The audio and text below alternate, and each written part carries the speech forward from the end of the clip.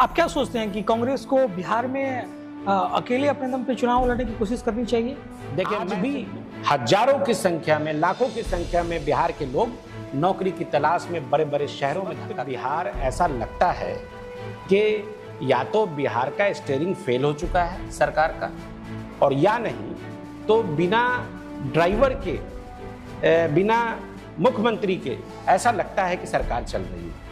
अस्पतालों की हालत ये है कि हमारी बेटियां जब इलाज के लिए जाती हैं किसी घटना के बाद, या कोई भी मरीज जाता है, तो किसी का तो चूहा पैर उंगली खा जाता है। दिल्ली में आम आदमी पार्टी की सरकार हार गई और पश्चिम बंगाल में ममता बनर्जी की सरकार को भी अस्थिर करने की काफ़ी कोशिश होती रही है। अब वो क्या लगता है, ये ऐसे दो फैक्टर हैं जिनसे कांग्रेस को और मजबूती मिली है? देखिए, क्योंकि जनरली जो क्षेत्रीय पार्टियां हैं वो कांग्रेस पे कुछ समय पहले तक काफ़ी हावी दिख रही थी, और अब जो है अरविंद केजरीवाल के चुनाव हार जाने के बाद से अब मुझे लगता है कि कांग्रेस पार्टी और मजबूत हुई है। इसको आप कैसे देखते हैं? नमस्कार, इस वक्त हम लोग सीतामढ़ी जिले में हैं और हमारे समक्ष शम्स शहनवाज जी बैठे हुए हैं, जो कांग्रेस के यूथ विंग के अध्यक्ष भी रहे हैं और प्रवक्ता भी रहे हैं और इस वक्त जो है प्रदेश प्रतिनिधि हैं। तो हम इनसे बात करते हैं कि कांग्रेस की इस समय सीतामढ़ी जिले में क्या स्थिति है।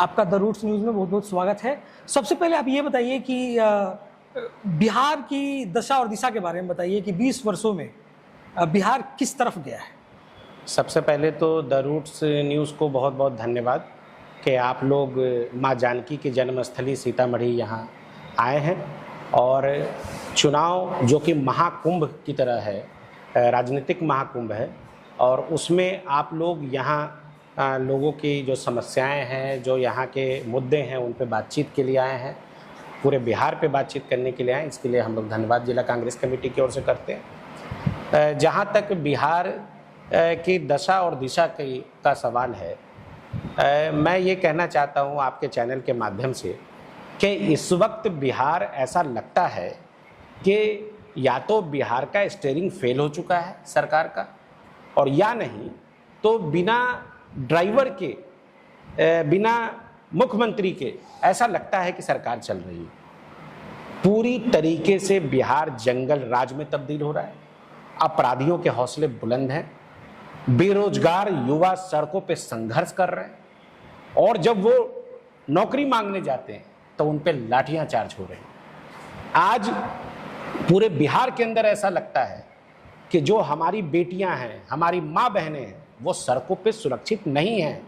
शराबबंदी के नाम पर जितने दावे नीतीश सरकार ने किए वो सारे खोखले साबित हो रहे हैं।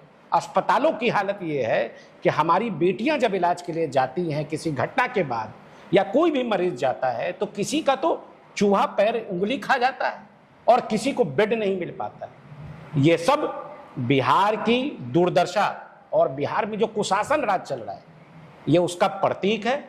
और सीधे तौर पे मैं कह सकता हूं चुनावी साल में कि ये बदलाव के संकेत हैं। इससे ऐसा लगता है कि जिन दावों को नीतीश सरकार कह रही थी, एनडीए हुकूमत कह रही थी, डबल इंजन की एक ऐसी सरकार जो बिहार को विकास की ओर ले जाएगी, ऐसा लगता है कि डबल इंजन की सरकार बिहार को विनाश की तरफ ले जाएगी। आप वो कौन से ऐसे मुद्दे हैं जिन पे इस बार महागठबंधन चुनाव लड़ेगी? आपको कौन से ऐसे क्षेत्र लगते हैं जिसमें आपको लगता है कि अभी विकास किया जाना बहुत ज़्यादा बाकी है? देखिए, सबसे बड़ी बात यह है कि महागठबंधन का जो मुद्दा है वो बिहार के अंदर बेरोजगारी एक बहुत बड़ा मुद्दा है, पलायन एक बहुत बड़ा मुद्दा है। आज भी हजारों की संख्या में, लाखों की संख्या में बिहार के लोग नौकरी की तलाश में बड़े बड़े शहरों में धक्का खाते हैं। आज भी लोगों को भ्रष्टाचार एक बहुत बड़ा मुद्दा है। यहाँ बहुत बड़े पैमाने पे भ्रष्टाचार हो रहा है। बगैर पैसा दिए एफआईआर नहीं होता, और बगैर पैसा दिए मृत्यु प्रमाण पत्र नहीं मिलता है बिहार में। ये बिहार के सुशासन का एक जीता जागता उदाहरण है। और डेवलपमेंट तो यहाँ पे जिन सड़कों की सिर्फ बात होती है कि सड़कें बहुत बन गई, एनएच के रोड्स बन गए, मैं मानता हूं कि सड़कें बनी हैं, लेकिन वो सड़कें देश के लोगों के, बिहार के लोगों के टैक्स के पैसा से सरकार ने बनाया। ये सरकार की जिम्मेदारी थी, ये बेसिक कम्युनिटीज देना सरकार की सभी सरकारें तो जनता के टैक्स से ही बनाती हैं, देना होता है। तो सड़कों की स्थिति आपके हिसाब से बिहार में ठीक है? एनएच जहां तक है, जो नेशनल हाईवेज है, वो दुरुस्त है, लेकिन अभी भी ग्रामीण इलाकों में बहुत जगह काम करने की जरूरत है। बिजली की स्थिति के बारे में बिजली का तो इतना बुरा हाल है कि नीतीश सरकार ये कहती थी कि 24 घंटा अगर बिजली नहीं मिलेगा तो वोट मत दीजिएगा। इस बार जनता यही कहेगी कि आपको वोट साहब हम नहीं देंगे, आप तो 24 घंटे बिजली नहीं दे रहे। शहरों के अंदर बिजली नहीं रह रही है, घंटों बिजली कट रही है। सीतामढ़ी जिले में क्या कोई फैक्ट्री है? देखिए, सीतामढ़ी जिला में एकमात्र उद्योग के नाम पर एकमात्र रीगा का चीनी मिल था, जो पूरी तरीके से नीतीश सरकार के कार्यकाल में पूरी तरीके से बंद हुआ। और जब संघर्ष हुआ, आंदोलन हुआ, तो अभी 6 महीना पहले उसको ये पिराई सत्र जो है, इसमें प्राइवेट कंपनी को वहाँ दिया गया है। वहाँ कुछ काम हुआ है, लेकिन हम लोगों का मानना है कि सिर्फ रीगा शुगर फैक्ट्री का चालू करना इंपॉर्टेंट नहीं है। वहाँ यहाँ के जो किसान हैं, जो गन्ना का उत्पाद करते थे, उनमें विश्वास पैदा करना होगा कि ये मशीन जो है यहाँ का वो लगातार चलेगा। उनमें अभी भी अविश्वास की स्थिति है। दूसरी चीज जो सबसे आम कि रीगा चीनी मिल के अलावा एक भी इंडस्ट्री यहां लगाने में नीतीश सरकार नाकाम साबित हुई। और उससे भी हैरानी की बात आपको ये मैं बताता हूं कि ये बाढ़ग्रस्त इलाका है, यहां 3 महीने बाढ़ का पानी होता है। और हर वर्ष, पिछली बार भी बेलसंड में, मतकौल में, वहां पे बांध टूट गया था, जिसने भ्रष्टाचार का उजागर किया कि किस तरीके से यहाँ पे बांध बांधा जाता है। तो सरकार की कोई तैयारी मुख्य रूप से यहाँ के लोग रोजगार के लिए क्या करते हैं?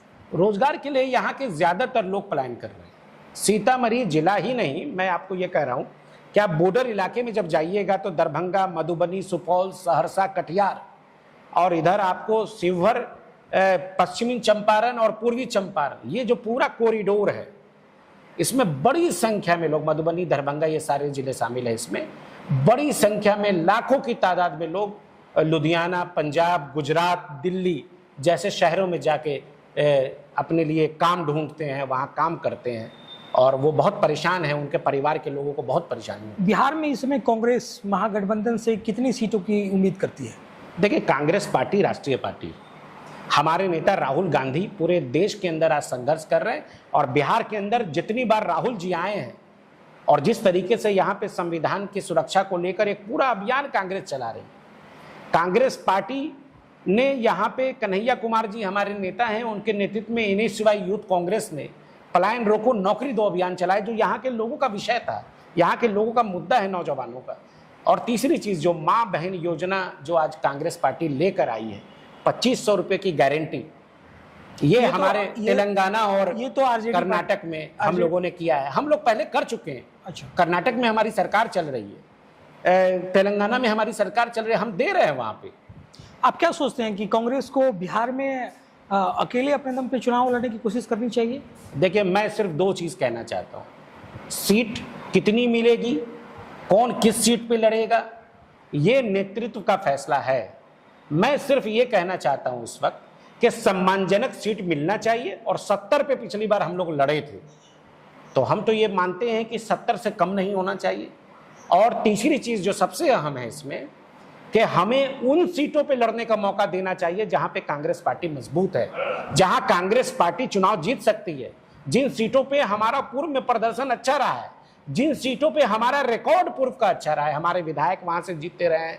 हमारे पूर्व में जब हम चुनाव लड़े हैं 2005-2010 में, जब हम अकेले लड़े हैं, वहां पे हमने अच्छा परफॉर्मेंस किया, उन सीटों का चयन होना चाहिए। इसमें एक बात का जरूर ध्यान रखना चाहिए कि कांग्रेस उन सीटों पर लड़े जिसमें हम लोग जीत सकते हैं। और ये सब हमारे जो प्रदेश प्रभारी इस वक्त हैं, कृष्णा अलावारू जी, उनकी टीम पूरा सर्वे कर रही है। वो लोग अपने हिसाब से मूल्यांकन कर रहे हैं। जिला के नेताओं से, प्रदेश के नेताओं से बातचीत हो रही है, हमें किन सीटों पे लड़ना चाहिए। दिल्ली में आम आदमी पार्टी की सरकार हार गई और पश्चिम बंगाल में ममता बनर्जी की सरकार को भी अस्थिर करने की काफ़ी कोशिश होती रही है। आपको क्या लगता है, ये ऐसे 2 फैक्टर हैं जिनसे कांग्रेस को और मजबूती मिली है? देखिए, क्योंकि जनरली जो क्षेत्रीय पार्टियां हैं वो कांग्रेस पे कुछ समय पहले तक काफ़ी हावी दिख रही थी, और अब जो है अरविंद केजरीवाल के चुनाव हार जाने के बाद से अब मुझे लगता है कि कांग्रेस पार्टी और मजबूत हुई है। इसको आप कैसे देखते हैं? देखिए, कांग्रेस पार्टी राष्ट्रीय पार्टी है, सबसे ज़्यादा एमपी हमारे हैं, सबसे ज़्यादा विधायक हमारे हैं और सबसे ज़्यादा कार्यकर्ता हमारे हैं पूरे देश के अंदर।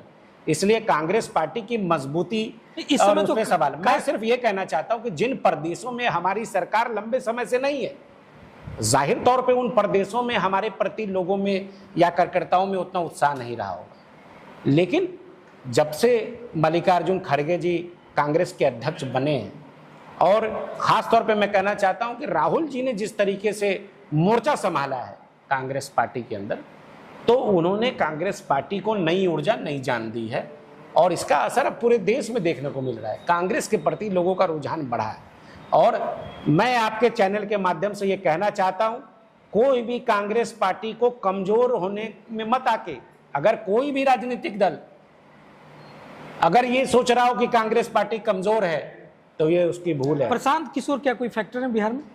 देखिए, पीके हमारे हिसाब से कोई फैक्टर नहीं है, इसलिए नहीं है कि वो चुनाव रणनीतिकार हैं, वो चुनाव लड़ाते रहे, मगर चुनाव कागज पे नहीं लड़ा जाता, चुनाव जमीन पे लड़ा जाता है। काफी एक्टिव है वो बिहार में। एक्टिव तो है, सब लोग एक्टिव है, कांग्रेस के बहुत सारे लोग उनसे जुड़ भी रहे हैं।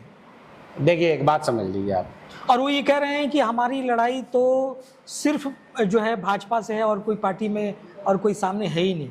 नहीं, एक बात हमको ये बताइए कि क्या अभी जो विपक्ष जो है, महागठबंधन जो विपक्ष है अभी बिहार में, क्या प्रशांत किशोर उसको नहीं मानते? प्रशांत किशोर के कितने एमएलए हैं? प्रशांत किशोर के कितने बाकी जनप्रतिनिधि हैं?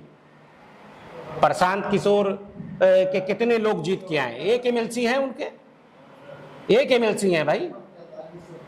ठीक है, चुनावी राजनीति में और भी जीत सकते हैं, लेकिन इस वक्त जो विपक्ष है वो महागठबंधन है, वो कांग्रेस पार्टी और आरजेडी और जो हमारे साथ जो दल हैं वो लोग हैं।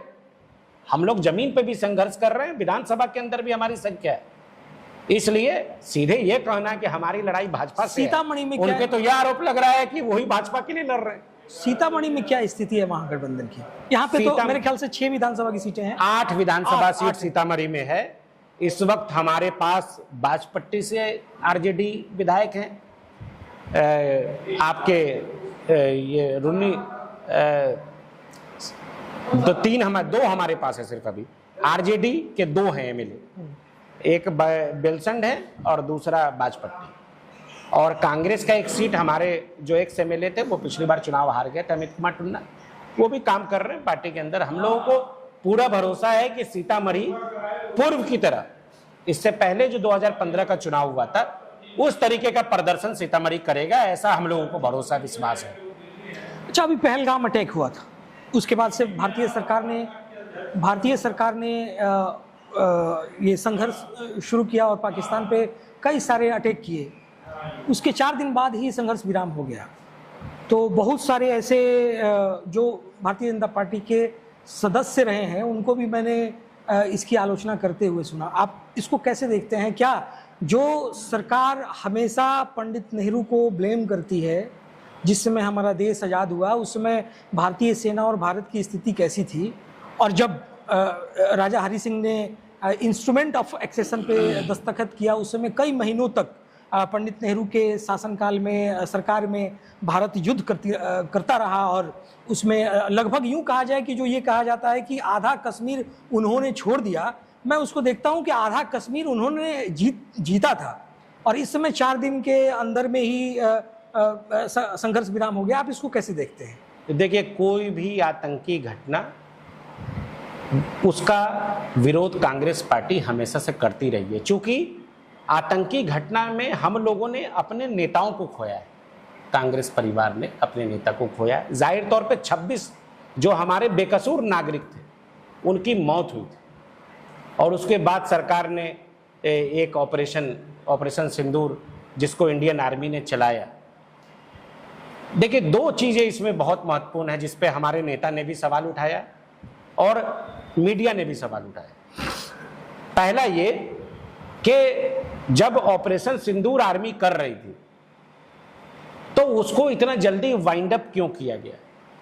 अगर करना था तो पूरा करते, कंप्लीट करते, जितना भी नुकसान हो सकता था उसको पहुंचाया जाता आतंकियों को जो पाकिस्तान में ऑपरेट हो रहे हैं। दूसरी चीज जो सबसे आम है कि इसमें जो नुकसान हुआ जो देश को, उस पर सरकार ने नहीं बोला, सरकार सिर्फ राजनीति कर रही। और सबसे महत्वपूर्ण ये है कि विपक्ष को और देश को विश्वास में लेने के बजाय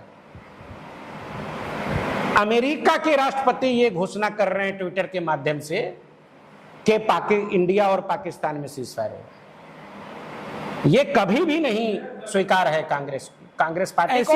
हमने कभी भी किसी भी देश को मध्यस्थता के लिए भारत पाक के मामले में नहीं दिया।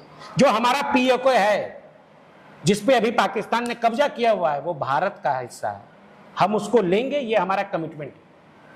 लेकिन हमने कभी भी यूएन के अंदर भी ये नहीं कहा कि कोई दूसरा देश इसमें मध्यस्थता, हमने कभी रास्ता ही नहीं खोला।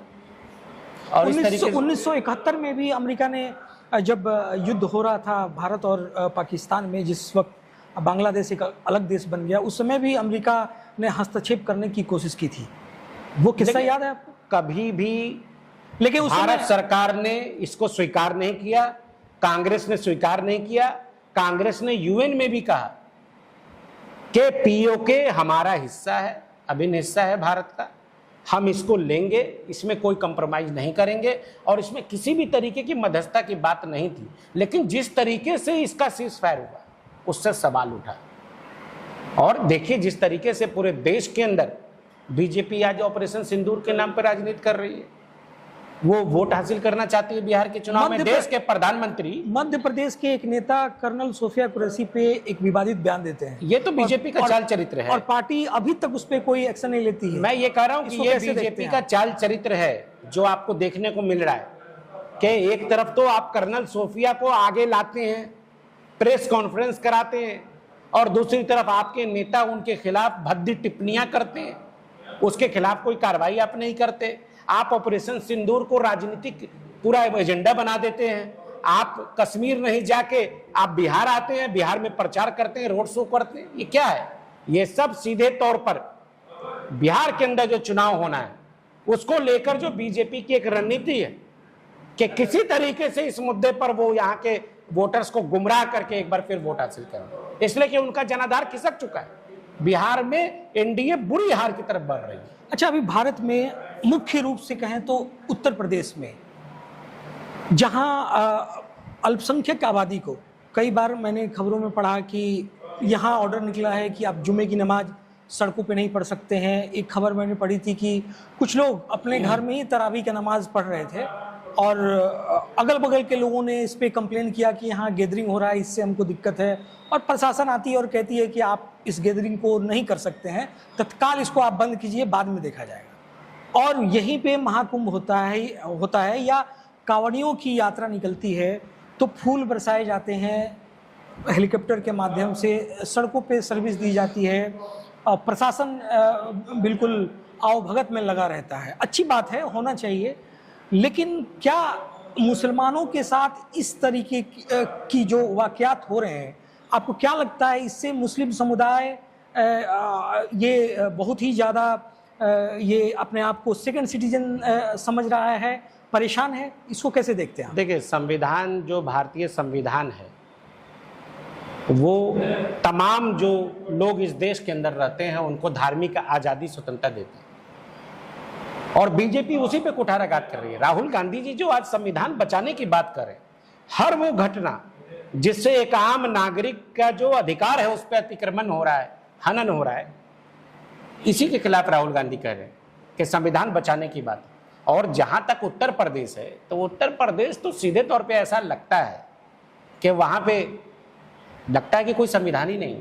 वहां पे तो साहब एक समाज ही नहीं, एक जाति की मैं बात नहीं कर रहा हूं, एक धर्म की बात नहीं कर रहा हूं। जो लोग बीजेपी हुकूमत के खिलाफ हैं, चाहे वो वोट में खिलाफ हो, राजनीतिक तौर पे खिलाफ हो, सामाजिक तौर पे खिलाफ हो, उन सब के खिलाफ अभियान चला रही है सरकार लग रहा है कि एक टूल बन गई है ऐसे लोगों को दबाने के लिए। इसलिए वहां की बात सुप्रीम कोर्ट ने फटकार लगाया, हाई कोर्ट ने बहुत सारे मामले में, बुलडोजर वाले मामले पे इनके फटकार लगाया।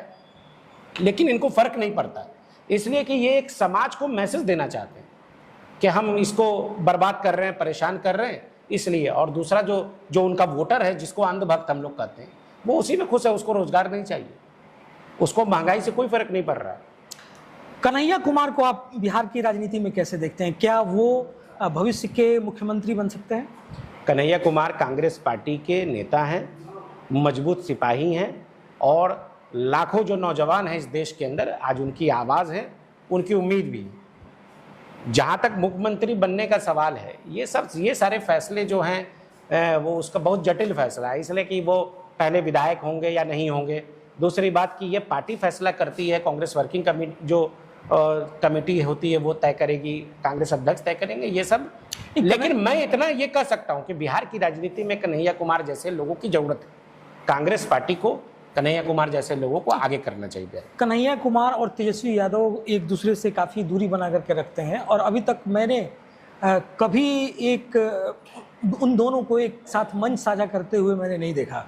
क्या कोई अंतर्द्वंद है दोनों के बीच में? कुछ नहीं, ये जो पूरा अंतर्द्वंद है, ये मीडिया अंतर्द्वंद पैदा करती है। दोनों लोग अपने अपनी राजनीति कर रहे हैं। जाहिर तौर पे वो तेजस्वी जी राष्ट्रीय जनता दल के नेता हैं, वो राष्ट्रीय जनता दल के हिसाब से काम करते हैं। कन्हैया जी को कांग्रेस ने अभी NSCY में प्रभारी बनाया हुआ है राष्ट्रीय स्तर पर, वो कांग्रेस के लिए काम कर रहे हैं। तो दोनों लोग अपने अपनी पार्टी में काम कर रहे हैं, इसमें कोई अंतर्द्वंद नहीं। लेकिन बिहार और बिहार के युवाओं को जब भी कोई समस्या होगी, और देश के युवाओं को, तो कन्हैया कुमार मजबूती से उस मुद्दों को उठाएंगे, ऐसा हम लोगों को भरोसा। आप 243 में कितनी सीट की उम्मीद करते हैं? कांग्रेस राष्ट्रीय पार्टी है, हम लोग पूरा हम लोग तो हमारे इंडिया गठबंधन मिला के आपको क्या लगता है कितनी सीटों पे इंडिया गठबंधन जो है जीत दर्ज कर पाएगी? हम लोग सरकार बनाने जा रहे हैं बिहार में। बीजेपी की हालत खराब है, एनडीए की। आप निश्चित रूप से यह मान लीजिए कि कांग्रेस और जो आरजेडी के जो अलायंस होगा, महागठबंधन, हम लोग कम से कम बिहार के अंदर 180 सीट जीतने जा रहे हैं। हम लोग बड़ी हार की तरफ एनडीए बढ़ रही है। इनके सारे मिनिस्टर हार जाएंगे, मुख्यमंत्री भी लड़ेंगे तो वो भी हार जाएंगे। अभी तो सुन रहे हैं कि चिराग पासवान आ रहे हैं, वो भी हारेंगे, आप देखिएगा, सब लोग हार के जाएंगे। चिराग पासवान आ रहे हैं? अच्छा, विधानसभा के चुनाव लड़ने के लिए? हाँ, उन्होंने अनाउंस किया कि वो लड़ना चाहते हैं, तो उनको भी पहले हार का बधाई कांग्रेस पार्टी दे रही है। क्या लगता है, कभी वो तेजस्वी यादव की तरफ बोल रहे हैं, कभी जनसुराज प्रशांत किशोर के पक्ष में कुछ बातें कर रहे हैं? मतलब ऐसा लग रहा है कि वो दोलन की तरह हिल रहे हैं, किधर भी जा सकते हैं।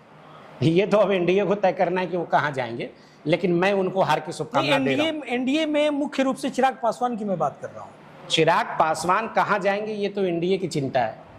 हमारे पास तो अभी कोई वैकेंसी वैसी है नहीं, इसलिए कि उनकी महत्वाकांक्षा बहुत ज़्यादा है, हमारे यहाँ तो सीट खाली है नहीं। चलिए, शाहनवाज आलम साहब, द रूट्स न्यूज़ से बात करने के लिए आपका बहुत बहुत धन्यवाद। बहुत बहुत शुक्रिया, आप सीतामढ़ी आए और हम लोगों की जो आवाज़ है सीतामढ़ी जिला की, आपके चैनल के माध्यम से पूरे बिहार के अंदर ही नहीं, पूरे देश के अंदर जाए, ऐसी हम लोगों की कामना। धन्यवाद। Thank you so much.